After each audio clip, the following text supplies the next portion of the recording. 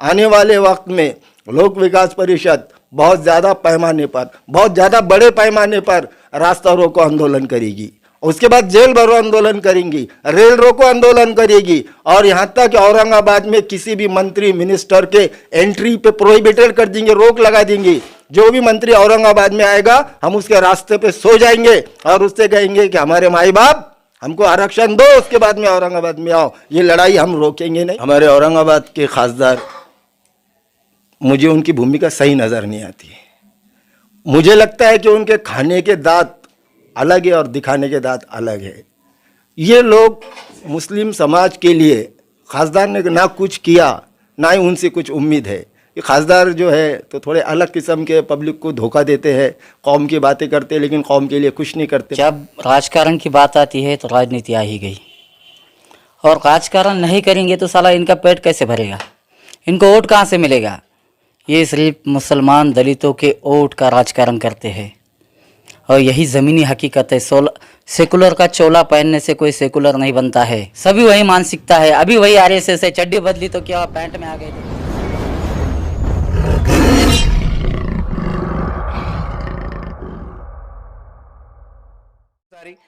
आज हम लोक विकास परिषद के कार्यालय आए हैं। इनके राष्ट्रीय अध्यक्ष सैयद अब्दुल वाहिद साहब मेरे साथ मौजूद हैं। और जैसे सबको पता है कि आज महाराष्ट्र में आरक्षण को लेकर बहुत बड़ी राजनीति चल रही है, और बहुत दुख की बात तो यह है कि जो पार्टियों ने मुस्लिम समाज को 5% आरक्षण देने का वादा किया था, कानून पास हुआ था, कोर्ट ने इस पर निर्णय भी दिया था, लेकिन आज वो भी कहने के खामोश है। इसी पे एक लड़ाई जो कई वर्षों से लड़ रहे हैं और 24 घंटे लड़ रहे हैं, एक ऐसी समाज सेवक के रूप में है। चलिए इनसे हम चर्चा करते हैं। सर, आपका 1 तारीख का आंदोलन था, और ये आंदोलन के बारे में थोड़ी विस्तार से जानकारी दीजिए। 1 तारीख आज जो है तो लोक विकास परिषद की तरफ से एक कार्यक्रम पेश किया गया था, जिसमें हमारा मुतालबा ये है कि डॉक्टर बाबा साहब अम्बेडकर ने जो संविधान बनाया है, और इस संविधान के अनुसार भारत के हर व्यक्ति को मुख्य धारा में आना चाहिए। भारत का हर व्यक्ति ये मुख्य प्रवाह में रहना चाहिए। लेकिन हम देख रहे हैं कि हमारे देश में सरकार सिर्फ नारा लगाती है गरीबी हटाओ, लेकिन आज तक ये गरीबी हटाने में नाकाम हो चुके हैं। इसकी वजह यह है कि लोग जो है अपनी हक की आवाज़ उठाने में डरते हैं, कतराते हैं, और जो पॉलिटिकल पार्टीज़ है सिर्फ सत्ता में आने तक समाज के हित की बात करती है, लेकिन जब सत्ता में आ जाती है तो वो भूल जाती है जिन लोगों ने उनको सत्ता में बिठाया है, वो लोग आज ज़मीन पर रोटी के लिए तड़प रहे हैं और अपने हक के लिए वो लोग परेशान हैं। इसलिए आज ज़रूरत इस बात की आन पड़ी है कि हम जद्दोजहद करें, संघर्ष करें, और हम एकजुट हो जाए और हमारे हक के लिए लड़े। इसी तरह से लोक विकास परिषद ने एक आंदोलन छेड़ा है। वो आंदोलन ये है कि आज जो है भारत में सबसे ज़्यादा खस्ता हालत मुस्लिम समाज है, सबसे ज़्यादा। ये मैं नहीं कह रहा हूँ, सच्चर कमेटी की रिपोर्ट भी ये बताती है कि मुस्लिम समाज जो है ये सबसे पशमानदा गया, ये पिछड़ गया।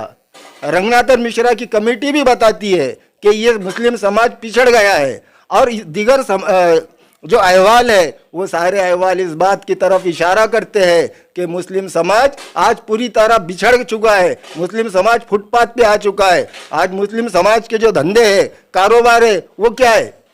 उनके धंधे हैं वो पंचर बना रहे हैं, पान की टपरियाँ चला रहे हैं, सब्जी तरकारी बेच रहे हैं, और ऐसे सारे छोटे छोटे काम जिसके वजह से उनकी ज़िंदगी का गुजारा नहीं हो सकता। बड़े मुश्किल से मुस्लिम समाज अपने ज़िंदगी का गुजारा तो कर रहा है, लेकिन मुस्लिम समाज का फ्यूचर अंधेरे में।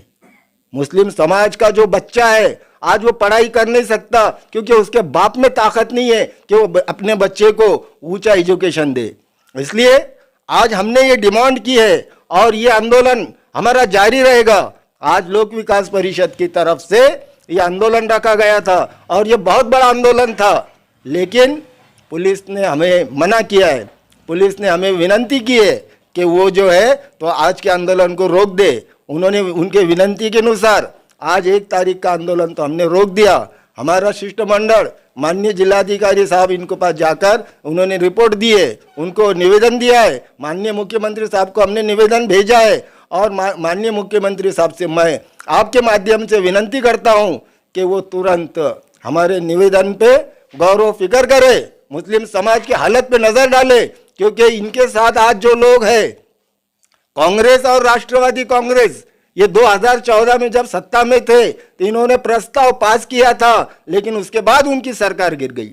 उनकी सरकार गिर जाने के बाद भाजपा जो है उसने मुस्लिम आरक्षण को जो है तो सरे से नकार दिया। लेकिन आज खुशनसीबी की बात यह है कि कांग्रेस और राष्ट्रवादी कांग्रेस ये वापस आज सत्ता में आ चुकी है, इनके साथ में शिवसेना है और इनका कहना है कि ये सब सेक्युलर है। बहुत खुशी की बात है कि ये सब सेक्युलर है। अगर ये सब सेक्युलर है, ये पूरे देश को अगर एक समान चलाना चाहते, पूरे महाराष्ट्र को एक समान चलाना चाहते हैं, तो इनको चाहिए कि ये अपने सेक्युलर होने का सबूत दे। आज जो आरक्षण मुसलमानों का हम ज़्यादा नहीं मांग रहे, मुसलमानों को सिर्फ एजुकेशन में 5% आरक्षण का हमारा डिमांड है और ये डिमांड जो है तो माननीय मुख्यमंत्री साहब को हमने भेज दी है। अगर से माननीय मुख्यमंत्री साहब हमारे इस निवेदन पे गौर व फिक्र नहीं करेंगे, इसका विचार नहीं करेंगे, तो आने वाले दिनों में लोक विकास परिषद खामोश नहीं बैठेंगी। अब हमने आगाज कर चुके हैं, इसका अंजाम चाहे जो भी हो, ये लड़ाई उस वक्त तक चलते रहेंगी जब तक मुस्लिम को आरक्षण नहीं मिलता। लोक विकास परिषद इस बात के लिए कटिबद्ध है कि जब तक आरक्षण नहीं मिलेगा हम चैन से नहीं बैठेंगे, ना इस सरकार को चैन से बैठने देंगे। इसके बाद अभी हम जो आंदोलन है ये तो हमने अभी वक्त की नज़ाकत को, कोरोना की हालत को देखते हुए आज इसको मुलतवी कर दिया है। इसका मतलब ये नहीं है कि हमने छोड़ दिया है। आने वाले वक्त में लोक विकास परिषद बहुत ज़्यादा पैमाने पर, बहुत ज़्यादा बड़े पैमाने पर रास्ता रोको आंदोलन करेगी, उसके बाद जेल भरो आंदोलन करेंगी, रेल रोको आंदोलन करेगी और यहाँ तक कि औरंगाबाद में किसी भी मंत्री मिनिस्टर के एंट्री पे प्रोहिबिटेड कर देंगे, रोक लगा देंगी। जो भी मंत्री औरंगाबाद में आएगा हम उसके रास्ते पे सो जाएंगे और उससे कहेंगे कि हमारे माई बाप हमको आरक्षण दो, उसके बाद में औरंगाबाद में आओ। ये लड़ाई हम रोकेंगे नहीं, ये चलते रहेगी। सर, महाराष्ट्र में कांग्रेस है, राष्ट्रवादी शिवसेना है, जैसे कि आपने भी कहा है। मेरा सवाल ये है आपसे कि आखिर क्या कारण है कि कांग्रेस में, राष्ट्रवादी में, यहाँ तक कि शिवसेना भी के अंदर हमारे मुस्लिम नेता हैं, बड़े बड़े पदाधिकारी हैं, ये जब इलेक्शन आता है तो कौम की बात करते हैं और जब राजपाट में आ जाते हैं, सत्ता में आ जाते हैं तो ये खामोश बैठ जाते हैं। तो इससे कौम से वफादारी समझे जाए या गद्दारी? देखिए, गद्दारी का लफ्ज़ तो मैं इस्तेमाल नहीं करूँगा, मैं मौका परस्त कहूँगा। और आपके माध्यम से मैं वो मुस्लिम लीडरान जो कांग्रेस में है, राष्ट्रवादी में है, शिवसेना में है, मैं आप सब लोगों को आह्वान करना चाहता हूं कि आप जो है जहां पर भी है वहां पर मुस्लिम रिजर्वेशन की लड़ाई लड़िए। कहीं ऐसा ना हो जाए कि आपको आपके पद के साथ में घर से बाहर निकाला जाए। मुस्लिम समाज मुस्लिम लीडरों को सबसे पहले बख्शेगा नहीं। उनको चाहिए कि जिस समाज ने उनको पदों तक बिठाया, सत्ता तक पहुंचाया, वो उस समाज के लिए संघर्ष करे। अगर आपकी बात आपके साथ वाले, आपके कांग्रेस, राष्ट्रवादी कांग्रेस, शिवसेना, मुस्लिम लीडरों की अगर बात सुनती नहीं है तो उन्होंने इस्तीफे दे के पार्टियों से बाहर आ जाना चाहिए। अगर वो बाहर नहीं आएंगे तो उनको कैसा बाहर लाने का है, इसका इंतजाम भी लोक विकास परिषद करेगी। सर, मैं आपको वक्फ बोर्ड पे आ जाता हूं कि आप देख रहे हैं कि वक्फ के ऊपर ही बहुत लंबी लड़ाई चल रही है और खासदार इम्तियाज जलील साहब भी बहुत संघर्ष कर रहे हैं। तो खासदार साहब जिस तरह से अंदाज से लड़ रहे हैं, तो क्या आप उनकी लड़ाई से संतुष्ट है कि वाकई सही जा रहे हैं कि इसमें भी कोई राजनीति नजर आती है आपको? देखिए, हमारे औरंगाबाद के खासदार, मुझे उनकी भूमिका सही नज़र नहीं आती है। मुझे लगता है कि उनके खाने के दांत अलग है और दिखाने के दांत अलग है। ये लोग मुस्लिम समाज के लिए खासदार ने ना कुछ किया, ना ही उनसे कुछ उम्मीद है। ये खासदार जो है तो थोड़े अलग किस्म के पब्लिक को धोखा देते हैं, कौम की बातें करते हैं लेकिन कौम के लिए कुछ नहीं करते। मैं उनके बारे में और ज़्यादा कुछ नहीं कहना चाहता हूँ। सर, आने वाले इसमें जो है तो महानगर पालिका चुनाव होने वाले हैं और सबकी कोशिश ये है कि सेक्युलर वोट फूटे ना।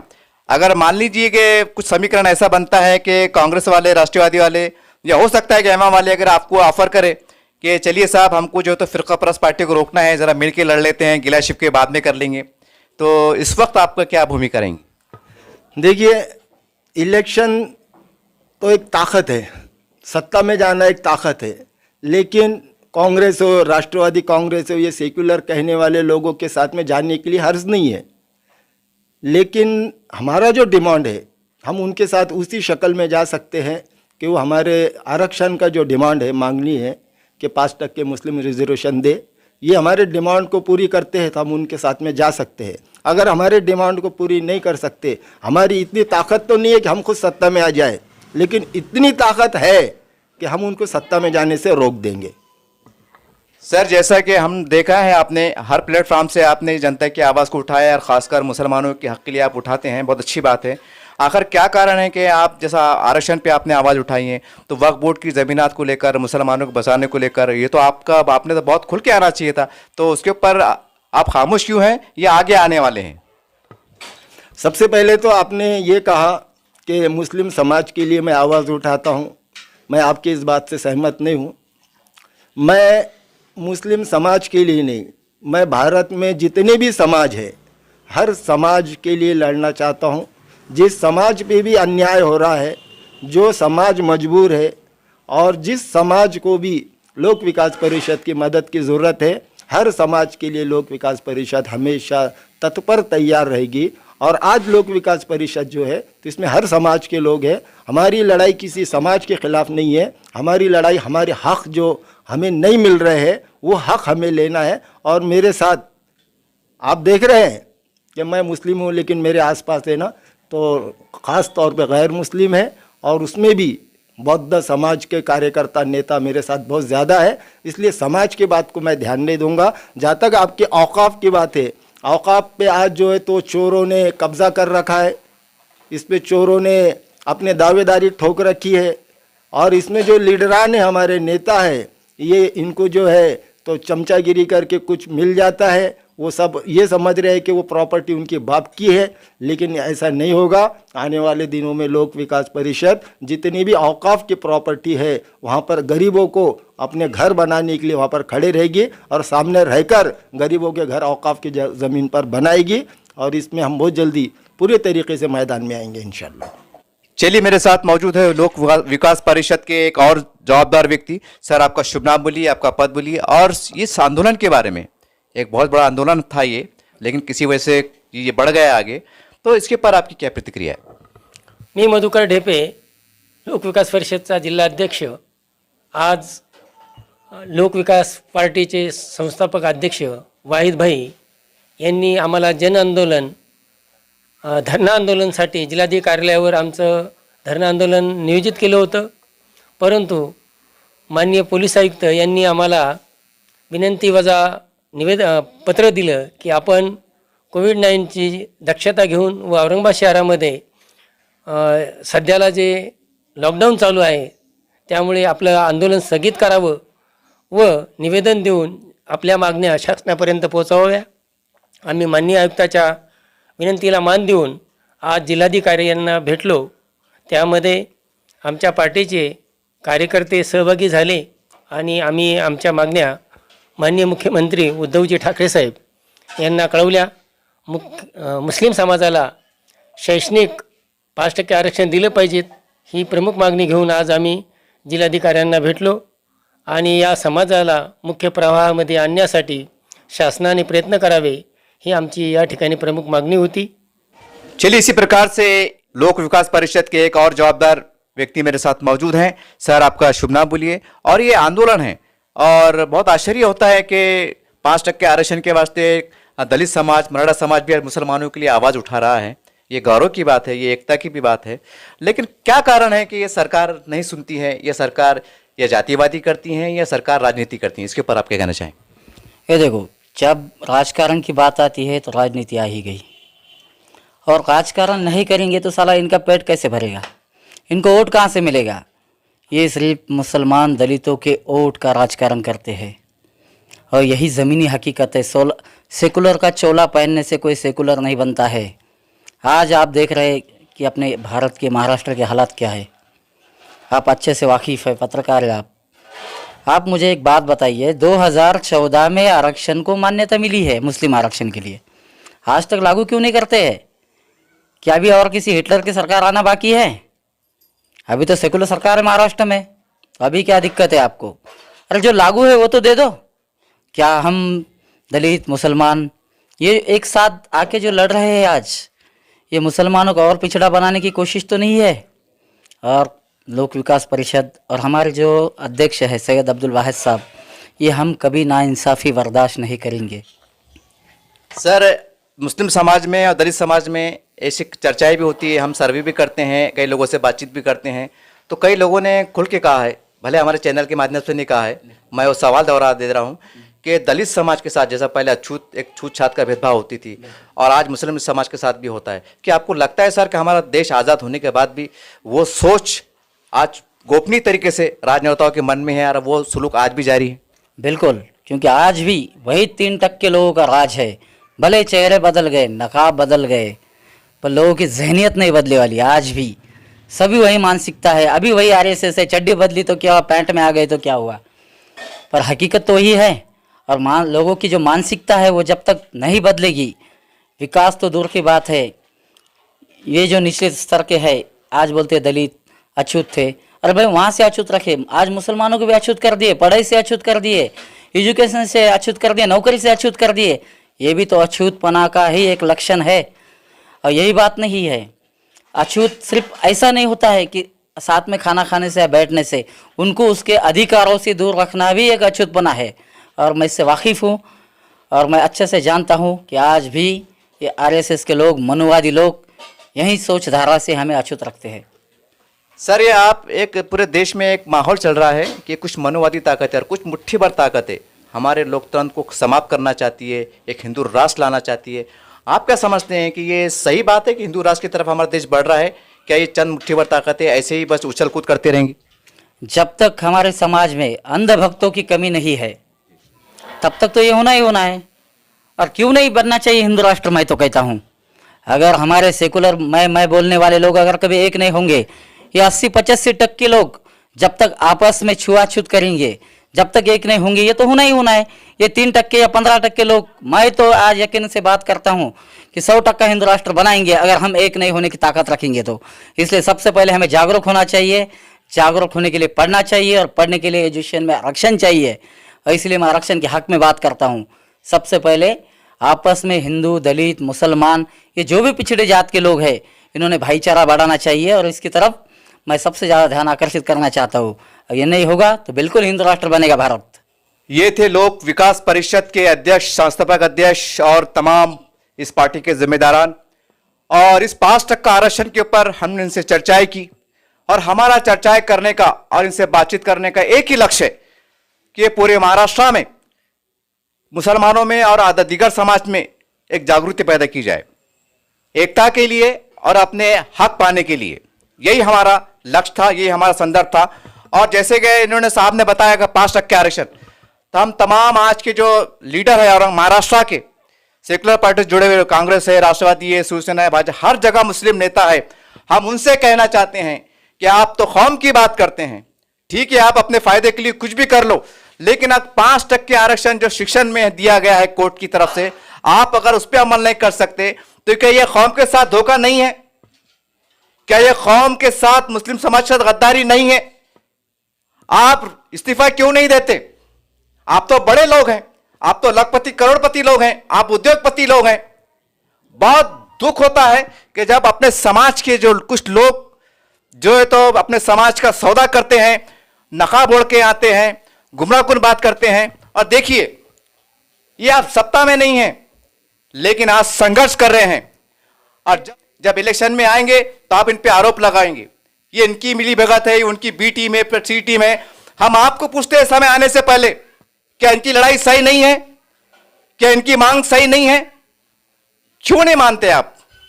वोट लेके बैठ जाते हैं। और जैसा हमारे एक साहब ने बहुत अच्छी जानकारी दी कि हमारा देश हिंदू राष्ट्र की तरफ बढ़ रहा है, हमारा बाबा साहब का संविधान आज खतरे में दिखाई देता है, जैसे इनकी बातचीत से हमें पता चलता है। हम महाराष्ट्र के और तमाम देश के हिंदू, मुस्लिम, दलित सबसे कहना चाहते हैं कि हमारा प्यारा देश, प्यारा भारत बहुत प्यारा है। बहुत यहाँ का लोकतंत्र में इतनी शक्ति है कि हम सबको न्याय दे सकते हैं, एक छत के नीचे रह सकते हैं, तो आप कृपया हमारे देश को टूटने से बचाइए और ऐसी ताकतें जो हिंदू मुस्लिम दलित मुस्लिम में फूट डालना चाहती है इनसे सावधान रहिए, क्योंकि चंद माह बाद महानगर पालिका के इलेक्शन वाले हैं और हर इलेक्शन में एक ही डबली एक ही राग बजाया जाता है और आपको बताने की जरूरत नहीं हो क्या है। और कई लोग आएंगे, कई चेहरे आएंगे, लेकिन कृपया हम इतना ही कहते हैं कि जब तक ये इस तरह की पार्टियां, इस तरह के लोग संगठन मजबूत रहेंगे, संविधान जिंदा रहेगा, क्योंकि ये लोग रक्षा करने वाले हैं, छोटे स्तर पर सही लेकिन आवाज उठाने वाले हैं। क्योंकि आज जो सत्ता में है वो खामोश है, वो नशे में है, पता नहीं उनकी नींद कब टूटेंगी।